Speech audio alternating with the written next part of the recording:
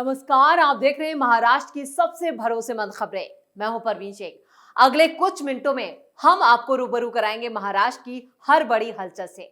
लेकिन सबसे पहले एक नजर डालते हैं सुर्खियों पर। सुप्रीम कोर्ट में भी शिंदे की जीत का रास्ता हुआ साफ। आंकड़ों की ताकत के सामने कोर्ट में उद्धव ठाकरे की बड़ी हार तय। उद्धव ठाकरे की अमित शाह ने निकाली हेकड़ी। कोल्हापुर रैली में बोले, एकनाथ शिंदे की शिवसेना असली शिवसेना है। शिवसेना यूबीटी के बागी सांसद आज पहुंचेंगे दिल्ली। महाराष्ट्र में मचा सियासी घमासान। उद्धव गुट के 6 सांसदों की बगावत पर राज ठाकरे का आया बयान। कहा, अमित शाह 2029 की तैयारी कर रहे हैं। महाराष्ट्र विधानमंडल मानसून सत्र में सत्ता पक्ष और विपक्ष के बीच होगी सीधी टक्कर। 22 जून से शुरू होने जा रहा है आगामी मानसून सत्र। खबरों में सबसे पहले बात सुप्रीम कोर्ट में महाराष्ट्र की जीत की। असली शिवसेना विवाद के बीच सुप्रीम कोर्ट में भी शिंदे की जीत तय मानी जा रही है। एकनाथ शिंदे की नेतृत्व वाली शिवसेना की ताकत आंकड़ों के जरिए सामने आई है। शिंदे गुट की तरफ से अदालत में दलील दी गई कि पार्टी के ज्यादातर निर्वाचित जनप्रतिनिधि उनके साथ हैं, इसलिए राजनीतिक समर्थन और संगठनात्मक बहुमत उनके पक्ष में है, इसलिए उनकी पार्टी को ही असली शिवसेना घोषित कर दिया जाए। सुप्रीम कोर्ट में सुनवाई के दौरान शिंदे गुट ने बताया था कि 2022 में पार्टी में हुए बंटवारे के वक्त शिवसेना के 55 में से 40 विधायक उनके साथ आ गए थे। इसके अलावा लोकसभा और राज्यसभा के कई सांसदों ने भी शिंदे को समर्थन दिया।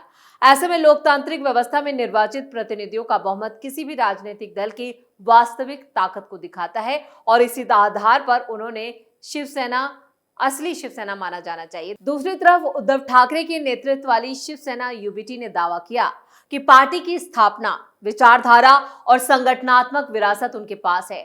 ठाकरे गुट का कहना है कि सिर्फ विधायकों की संख्या के आधार पर किसी राजनीतिक दल की पहचान तय नहीं की जा सकती। हालांकि शिंदे गुट ने अदालत के सामने पेश आंकड़ों में विधायक, सांसद और संगठन के कई पदाधिकारियों के समर्थन का हवाला देते हुए कहा कि पार्टी के भीतर बहुमत उनके पक्ष में है। यही तर्क पहले भी इलेक्शन कमीशन ऑफ इंडिया के सामने रखा गया था। चुनाव आयोग ने मौजूदा सबूतों और बहुमत के आधार पर ही शिंदे गुट को शिवसेना का नाम और धनुष बाण चुनाव चिन्ह आवंटित किया था। यह मामला सिर्फ पार्टी के नाम और चुनाव चिन्ह तक सीमित नहीं है, बल्कि महाराष्ट्र की राजनीति में शिवसेना की विरासत और भविष्य के नेतृत्व से भी जुड़ा है।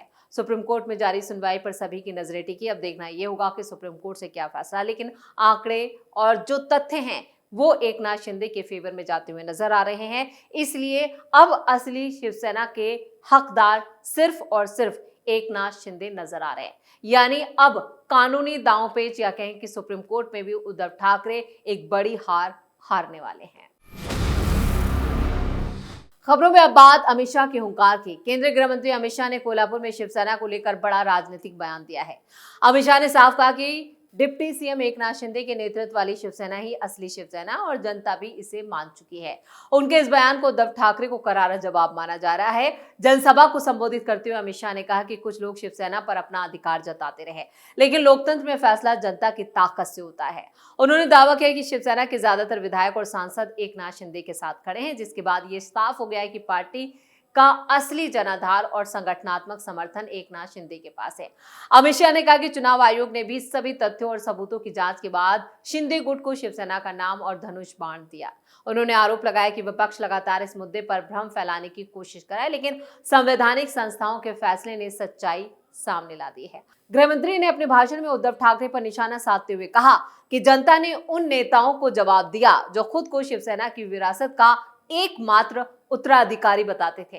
अमित शाह ने दावा किया कि महाराष्ट्र की जनता विकास और स्थिरता की राजनीति के साथ खड़ी है और महायुति सरकार को लगातार समर्थन मिल रहा है। उन्होंने राज्य और केंद्र की कई योजनाओं का भी जिक्र किया और कहा कि प्रधानमंत्री नरेंद्र मोदी के नेतृत्व में महाराष्ट्र में बड़े पैमाने पर विकास के कार्य किए जा रहे हैं। अमित शाह ने कार्यकर्ताओं से आने वाले चुनावों में महायुति को और मजबूत करने का आह्वान किया।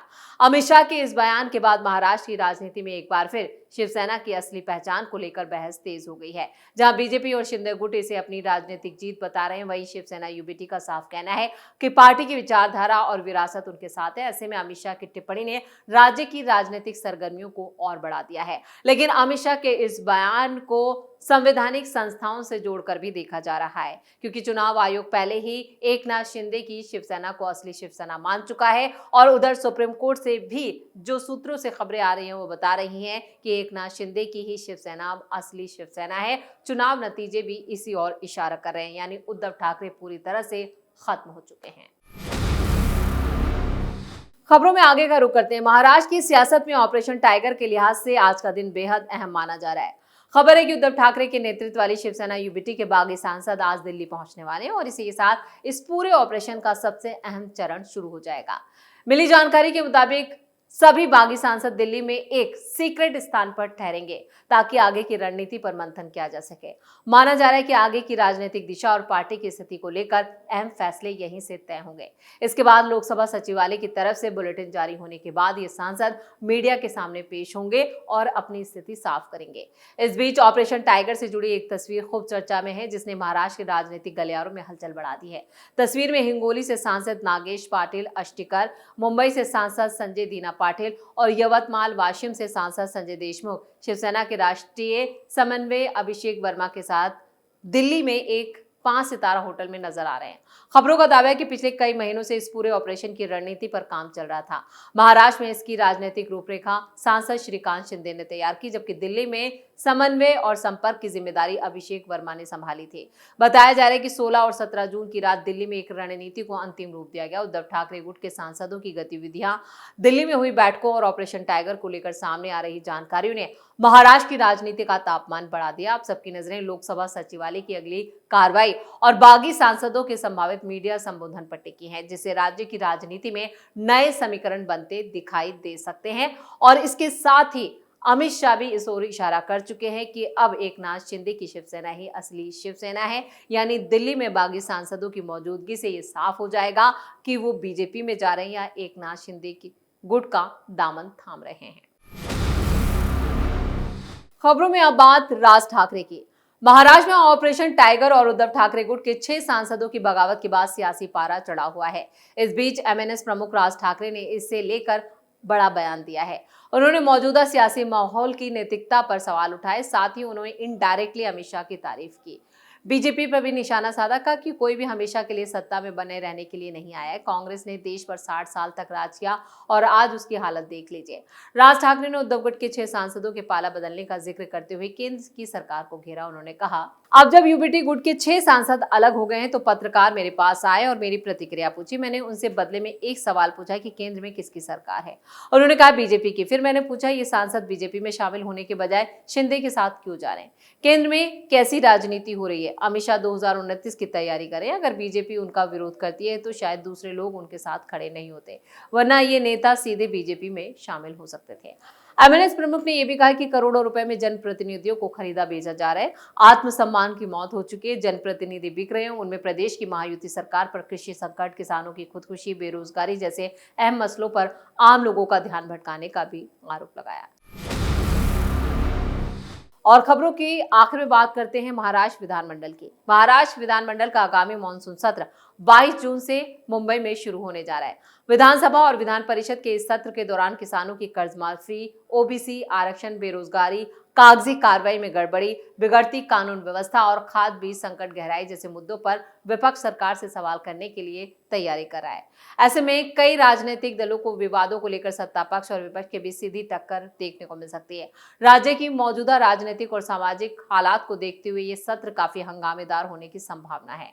विधानमंडल सचिवालय की अधिसूचना के मुताबिक विधानसभा की कार्रवाई 22 जून को सुबह 11 बजे शुरू होगी, जबकि विधान परिषद की बैठक दोपहर 12 बजे से शुरू होगी। महाराष्ट्र के राज्यपाल विष्णुदेव वर्मा की मौजूदगी के बाद सत्र की औपचारिक अधिसूचना जारी कर दी जाएगी। विपक्षी दलों ने पहले ही संकेत दे दिया है कि वो अहम मुद्दों पर सरकार को कटघरे में खड़ा करेंगे। विधानसभा चुनाव के दौरान किसानों का पूरा कर्ज माफ करने का वादा किया गया था, लेकिन सरकार सिर्फ 2 लाख रुपए तक की कर्ज माफी की घोषणा किए जाने पर विपक्ष लगातार सवाल उठा रहा है। विपक्ष का आरोप है कि 2 लाख रुपए से ज्यादा कर्ज वाले किसानों को पहले ही ज्यादा राशि जमा करनी होती है, तभी उन्हें कर्ज माफी का फायदा मिलेगा। इससे बड़ी संख्या में आर्थिक संकट से जूझ रहे किसानों को राहत नहीं मिल पाएगी। कर्ज माफी के लिए धनराशि की व्यवस्था और दूसरी योजनाओं पर इसके प्रभाव को लेकर भी सरकार से जवाब मांगा जाएगा। वहीं राजनीतिक पंडितों का मानना है कि किसानों, आरक्षण, कानून व्यवस्था और कई प्रशासनिक मुद्दों की वजह से ये मानसून सत्र सरकार के लिए चुनौतीपूर्ण साबित हो सकता है। फिलहाल सत्ता पक्ष और विपक्ष के आरोपों का जवाब देने और अपने कामकाज का पक्ष रखने की पूरी तैयारी में जुटा हुआ है। यानी फडणवीस सरकार ने भी सभी सवालों के जवाब देने की पूरी तैयारी कर ली है। वहीं किसानों को लेकर भी जो योजनाएं हैं उनकी तैयारी भी की जा चुकी है। इसी के साथ महाराष्ट्र फाइल्स में इतना ही। वीडियो कैसा लगा कमेंट करके अपनी राय जरूर दें। वीडियो को लाइक करें, शेयर करें और कैपिटल टीवी को सब्सक्राइब जरूर करें। धन्यवाद।